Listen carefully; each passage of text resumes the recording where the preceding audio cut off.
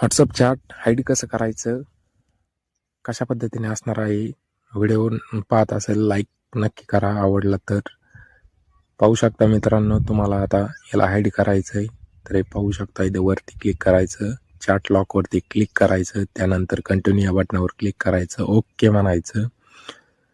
Okay केल्यानंतर तुम्हाला password and सिक्युरिटीमध्ये जायचं, फिंगरप्रिंट ॲड करून घ्यायची आहे. तुम्ही ऑलरेडी केलेला असेल तर काही प्रॉब्लेम नाही आहे.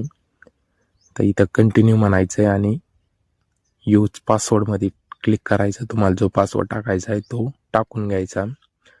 त्यानंतर तुम्हाला ती चॅट कुठे जाणार आहे पाहण्यासाठी तिथे स्क्रीनवरती खाली डाऊन करायचं. त्यानंतर लॉक चॅटवरती क्लिक करायचं.